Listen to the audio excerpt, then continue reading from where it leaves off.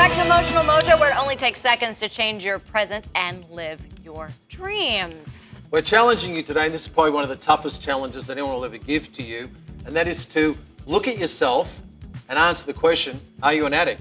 Now, I'm not one to label you, but maybe I can help you to find that moment of clarity. What is a moment of clarity? Moment of clarity is that moment when you realize, oh, something is controlling me. Right. It's an aha moment. We have that But it's a very unique aha moment. It's not aha, oh, this happened to me or that happened to me. It's aha, I've lost control. Aha, I've been lying to the people in my life. Aha, I'm destroying my life and my relationships. And it's the hardest part, right? Hardest part is always to admit that you need help. And if you're a man, it's 10 times harder. Why is that? We don't want to admit that we need help from anyone. We don't want to admit that we've got a problem. We don't like to change. We don't want to be told that something wrong.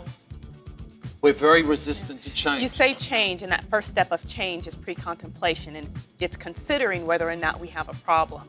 And if we do have a problem, what do we do? Or if we realize that we have a problem? Well, the hardest thing is to realize you've got a problem, and here's some things to consider. What's happening in your world? What's happening in your relationship? How do your children respond to you? Are they afraid of you? Are you lying to everyone all the time? Is it affecting your job? Is it affecting everyone around you? If everyone around you keeps telling you the same thing, you've got a problem. It's most likely true you have a problem. Right, well, and I think that's the biggest thing is that, most addicts are in a huge amount of denial.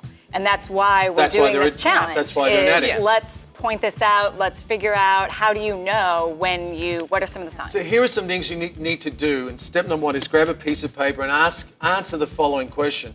Is there a trauma you experienced? And maybe it's not one that's very obvious. You might have to sit there and keep asking yourself, is there a trauma that I experienced? Second, do you feel disconnected from the world? Do you feel disconnected from the people around you? Are your only friends those ones who are drinking or doing drugs with you? You're going to find out that they're not friends at all. The only thing you have in common is the drugs and alcohol.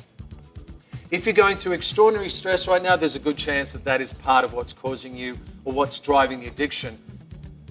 And finally, do you only feel alive when you're actually doing the drugs or alcohol, or do you turn to them most of the time? Now, does this work for other things that you could be addicted to, like Anything. shopping Yeah, I was just or gonna ask that gambling question. or food? Or Addiction isn't only about drugs and alcohol. It can be anything where that behavior is destroying your life and you can't control that behavior. So if we're on the outside looking in, how do we get this person to that moment of clarity? Talk to them, listen to them, go back on what I just suggested now and see if you can talk about those specific points.